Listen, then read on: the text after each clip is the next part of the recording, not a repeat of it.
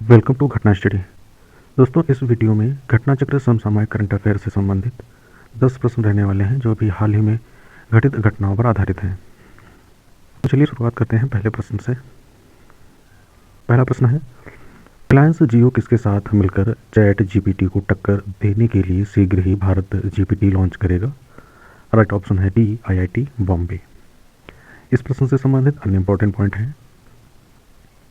इसकी लॉन्च करने के समय सूचना 27 दिसंबर 2000 हुई। लॉन्च होगा वर्ष 2024। घोषणा करता है आकाश अंबानी। यह प्रोग्राम लॉन्च करेगा रिलायंस को आईआईटी बॉम्बे के साथ मिलकर। इसका उद्देश्य है भारत में विभिन्न क्षेत्र को बदलने के लिए बड़े भाषा मॉडल और जेनरेटिव आर्टिफिशियल इंटेलिजेंस जीपीटी की शक्ति का उपयोग करना है। इसका उद्देश्य भारत में विभिन्न क्षेत्रों को बदलने के लिए बड़े भाषा मॉडल और जेनरेटिव आर्टिफिशियल इंटेलिजेंस की शक्ति का उपयोग करना है। विशेष तथ्य हैं, भारत जीपीटी कार्यक्रम जियो के व्यापक दृष्टिकोण का हिस्सा है जिसे 2.0 के नाम से जाना जाता है। दूसरा इंपॉर्टेंट पॉइंट है, इसका मुख्य उद्देश्य विकास का एक व्यापक पारिस्थितिकी तंत्र बनाना है। अगला प्रश्न है, एक कैलेंडर वर्ष में 7 बार 2000 रन से अधिक रन बनाने वाले पहले खिलाड़ी का क्या नाम है? राइट ऑप्शन है बी, विराट कोहली। संबंधित अन्य इंपॉर्टेंट पॉइंट हैं। एक कैलेंडर वर्ष में 7 बार 2000 रन से अधिक रन बनाने वाले पहले खिलाड़ी हैं विराट कोहली। उन्होंने यह उपलब्धि हासिल की है 28 दिसंबर 2023 को दक्षिण अफ्रीका के विरुद्ध पहले टेस्ट की दूसरी पारी में। कोहली ने रिकॉर्ड तोड़ा है श्रीलंका के कुमार संगकारा का। कुमार संगकारा ने यह रिकॉर्ड बनाया था एक कैलेंडर वर्ष में 6 बार यह उपलब्धि हासिल करके। विशेष तथ्य है, विराट कोहली दक्षिण अफ्रीका में भारत के खिलाफ सभी प्रारूपों में सबसे अधिक रन बनाने वाले खिलाड़ी बन गए हैं। इससे पूर्व दक्षिण अफ्रीका में भारत के लिए सभी प्रारूपों में सबसे अधिक रन बनाने का रिकॉर्ड सचिन तेंदुलकर के नाम था। अगला प्रश्न है, हाल ही में केंद्रीय पर्यावरण एवं वन मंत्रालय द्वारा एक मसौदा अधिसूचना जारी कर पोंग बांध वन्यजीव अभ्यारण्य की सीमाओं की परिधि से 1 किलोमीटर के क्षेत्र को इको सेंसिटिव जोन घोषित किया गया है। यह अभ्यारण्य किस राज्य में स्थित है? राइट ऑप्शन है Himachal Pradesh. Option C right answer है। संबंधित अन्य इंपॉर्टेंट पॉइंट हैं। पोंग बांध वन्यजीव अभ्यारण्य चर्चा में क्यों है? इस अभ्यारण्य की सीमाओं की परिधि से 1 किलोमीटर का क्षेत्र इको सेंसिटिव जोन घोषित किया गया है। कब? दिसंबर 2023 में। घोषणा करता है केंद्रीय पर्यावरण एवं वन मंत्रालय द्वारा मसौदा अधिसूचना जारी कर। यह अवस्थित है हिमाचल प्रदेश के कांगड़ा जिले में। इसके अंतर्गत विशेष तथ्य है, यह अभ्यारण्य पोंग बांध झील महाराणा प्रताप सागर के आसपास स्थित है। पोंग बांध झील व्यास नदी पर पोंग बांध के निर्माण के कारण बना एक मानव निर्मित जलाशय है। पोंग बांध भारत का सबसे ऊंचा अर्थफिल डैम है। वर्ष 1983 में पूरे जलाशय को हिमाचल प्रदेश सरकार ने वन्यजीव अभ्यारण्य घोषित किया। अगला प्रश्न है, प्रधानमंत्री नरेंद्र मोदी ने अयोध्या धाम में कुल कितनी लागत की अनेक विकास परियोजनाओं का उद्घाटन किया या राष्ट्र को समर्पित किया और शिलान्यास किया? राइट ऑप्शन है ए, 15,700 करोड़ रुपए से अधिक। संबंधित अन्य इंपॉर्टेंट पॉइंट हैं।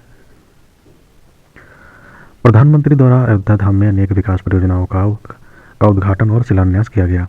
30 दिसंबर 2023 को प्रधानमंत्री ने अयोध्या धाम में कई विकास परियोजनाओं का उद्घाटन एवं शिलान्यास किया और राष्ट्र को समर्पित किया। इन परियोजनाओं की कुल लागत है 15,700 करोड़ रुपए से अधिक। इनमें शामिल हैं अयोध्या और उसके आसपास के क्षेत्र की 11,100 करोड़ से अधिक की विकास परियोजनाएं और पूरे उत्तर प्रदेश व अन्य परियोजनाओं से संबंधित लगभग 4600 करोड़ रुपए की परियोजनाएं। प्रधानमंत्री ने आधारशिला रखी अयोध्या में 2180 करोड़ रुपए से अधिक की लागत से विकसित होने वाली ग्रीनफील्ड टाउनशिप और लगभग 300 करोड़ रुपए की लागत से विकसित होने वाली परियोजनाओं की। अगला इंपॉर्टेंट प्रश्न है, प्रधानमंत्री नरेंद्र मोदी ने पुनर्विकसित अयोध्या धाम जंक्शन रेलवे स्टेशन का उद्घाटन किया। इस स्टेशन के पहले चरण को कितनी लागत से विकसित किया गया है? राइट ऑप्शन है ए, 240 करोड़ रुपए। संबंधित अन्य इंपॉर्टेंट पॉइंट हैं। अयोध्या धाम जंक्शन रेलवे स्टेशन 30 दिसंबर 2023 को पुनर्विकसित इस स्टेशन का उद्घाटन किया गया प्रधानमंत्री नरेंद्र मोदी के द्वारा। पहले चरण में विकसित करने की लागत है 240 करोड़ रुपए से अधिक। इस तीन मंजिला आधुनिक रेलवे स्टेशन की इमारत सुसज्जित है, लिफ्ट, एस्केलेटर, फूड प्लाजा, पूजा सामग्रियों की दुकानें, clock room, child care room, waiting hall जैसी आधुनिक सुविधाओं से।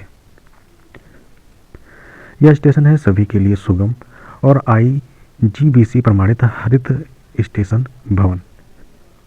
इस अवसर पर प्रधानमंत्री ने रवाना किया देश में सुपरफास्ट ट्रेनों की एक नई श्रेणी की 2 अमृत भारत ट्रेनों को और 6 वंदे भारत ट्रेनों को।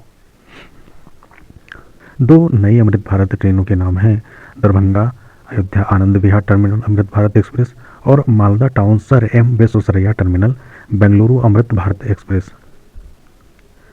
की गई 6 वंदे भारत ट्रेनें हैं माता वैष्णो देवी कटरा नई दिल्ली वंदे भारत एक्सप्रेस, अमृतसर दिल्ली वंदे भारत एक्सप्रेस और Coimbatore Bengaluru cantt Vande Bharat express, Bengaluru Madgaon Vande Bharat express, Jalna Mumbai Vande Bharat express और अयोध्या आनंद विहार टर्मिनल वंदे भारत एक्सप्रेस। प्रधानमंत्री नरेंद्र मोदी द्वारा उद्घाटित अयोध्या हवाई अड्डे के संबंध में विकल्प में कौन सा तथ्य सही नहीं है? ऑप्शन सी, पहले चरण में हवाई अड्डे की वार्षिक क्षमता 15 लाख यात्रियों की है। ये विकल्प सही नहीं है। बाकी के सही विकल्प हैं। 30 दिसंबर 2023 को प्रधानमंत्री नरेंद्र मोदी ने नवनिर्मित अयोध्या हवाई अड्डे का उद्घाटन किया। ऑप्शन बी है, इस हवाई अड्डे का नाम महर्षि वाल्मीकि अंतर्राष्ट्रीय हवाई अड्डा रखा गया। ऑप्शन डी है, हवाई अड्डे के टर्मिनल भवन का क्षेत्रफल 6500 वर्ग मीटर होगा। इस प्रश्न से संबंधित अन्य इंपॉर्टेंट पॉइंट है। महर्षि वाल्मीकि अंतर्राष्ट्रीय हवाई अड्डा। अयोध्या हवाई अड्डे का उद्घाटन 30 दिसंबर 2023 को किया गया प्रधानमंत्री नरेंद्र मोदी के द्वारा। हवाई अड्डे का नाम रखा गया है महर्षि वाल्मीकि अंतर्राष्ट्रीय हवाई अड्डा। अत्याधुनिक हवाई अड्डे के पहले चरण की लागत 1450 करोड़ रुपए से अधिक है। टर्मिनल भवन का क्षेत्र है 6500 वर्ग मीटर। पहले चरण में हवाई अड्डे की वार्षिक क्षमता है 10 लाख यात्री और दूसरे चरण के बाद यह हवाई अड्डा सेवा प्रदान करेगा वार्षिक 60 लाख यात्रियों को। यह जोड़ेगा अयोध्या धाम और दिव्य भव्य राम मंदिर से। टर्मिनल बिल्डिंग का अग्रभाग दर्शाता है निर्माणाधीन श्री राम मंदिर की वास्तुकला को और टर्मिनल बिल्डिंग के भीतरी हिस्से को सजाया गया है भगवान श्री राम के जीवन को दर्शाने वाली स्थानीय कला पेंटिंग और भित्ति चित्रों से। अगला प्रश्न है, FIDE world rapid and blitz championship 2023 के संबंध में विकल्प में कौन सा तथ्य सही नहीं है? राइट ऑप्शन है डी, महिला ओपन का खिताब भारत की कोनेरू हम्पी ने जीता है। ये विकल्प सही नहीं है। बाकी के सही ऑप्शन है 25 से 31 दिसंबर 2023 के मध्य world rapid blitz championship 2023 Samarkand Uzbekistan में आयोजित हुई। दूसरा ऑप्शन है ओपन ब्लिट्ज और ओपन रैपिड दोनों वर्गों का खिताब नॉर्वे के मैग्सन कार्लसन ने जीता। ऑप्शन सी है, महिला ब्लिट्ज का खिताब रूस की वेलेंटिना गुनिना ने जीता है। संबंधित अन्य इंपॉर्टेंट पॉइंट है। 31 दिसंबर 2023 के मध्य FIDE world rapid and blitz championship का आयोजन हुआ। आयोजन स्थल है समरकंद उज्बेकिस्तान। ओपन ब्लिट्ज का फाइनल परिणाम विजेता है मैग्सन कार्लसन नॉर्वे से संबंधित है और यह इनका 7वां खिताब है। दूसरा स्थान है डेनियल डुवो का जो कि रूस से संबंधित है और तीसरा स्थान है व्लादिस्लाव आर्टेमिये, इनका भी संबंध रूस से है। इसका फाइनल परिणाम है विजेता है वेलेंटिना गुनिना जो कि रूस से संबंधित है। दूसरा स्थान है अलेक्जेंड्रा कोस्टेन्युक जो कि रूस से संबंधित है। तीसरे स्थान है झीनर का जो कि चाइना से संबंधित है। ओपन रैपिड का फाइनल परिणाम विजेता है मैग्सन कार्लसन जो कि नॉर्वे से संबंधित है और यह उनका 5वां खिताब है। दूसरा स्थान है व्लादिमीर फेडोसीव का जो कि स्लोवेनिया से संबंधित है। तीसरा स्थान है यू योंगी का जो कि चाइना से संबंधित है। महिला रैपिड का फाइनल परिणाम कुछ इस प्रकार है। विजेता है अनास्तासिया बोडनारूक जो कि रूस से संबंधित है। दूसरा स्थान है कोनेरू हम्पी का जो कि भारत से संबंधित है। तीसरा स्थान है लेई टिंगजी का जो कि चाइना से संबंधित है। पंडित भवानी शंकर का निधन हो गया, वह थे। राइट ऑप्शन है डी, पखावज ड्रम वादक। संबंधित अन्य इंपॉर्टेंट पॉइंट है। पंडित भवानी शंकर प्रसिद्ध भारतीय शास्त्रीय पखावज ड्रम वादक थे और ये चर्चा में क्यों रहे हैं? 30 दिसंबर 2023 को इनका निधन हो गया। उन्होंने अपने पिता जयपुर घराने के कथक नृत्य एवं पखावज और तबला के उस्ताद पंडित बाबूलाल जी के मार्गदर्शन में पखावज और तबला वादन प्रारंभ किया था। उन्होंने अपने एल्बम श्री रामायण के लिए लगातार 20 घंटों से अधिक रिकॉर्ड के लिए Guinness book of world record और Limca book of world record में नाम दर्ज करवाया। उन्हें संगीत नाटक अकादमी पुरस्कार तथा पंडित जसराव गौरव पुरस्कार सहित कई प्रतिष्ठित पुरस्कारों से सम्मानित किया गया था। इस देश ने ब्रिक्स में शामिल न होने का निर्णय लिया है। राइट ऑप्शन है डी, अर्जेंटीना। पॉइंट है अर्जेंटीना एक दक्षिण अमेरिकी देश जिसकी राजधानी ब्यूनस आयर्स है, चर्चा में क्यों है? दिसंबर 2023 में इस देश के नए राष्ट्रपति जेवियर मोइली ने ब्रिक्स में शामिल न होने का निर्णय लिया।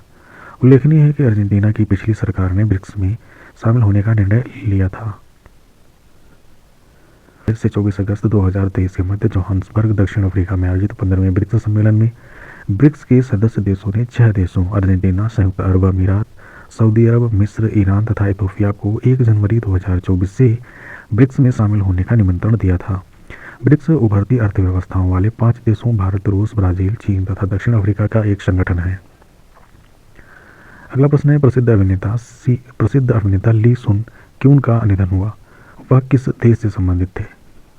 राइट ऑप्शन है डी, दक्षिण कोरिया। संबंधित अन्य इंपॉर्टेंट पॉइंट हैं। ली सुन क्यून दक्षिण कोरिया के प्रसिद्ध अभिनेता हैं और ये चर्चा में क्यों?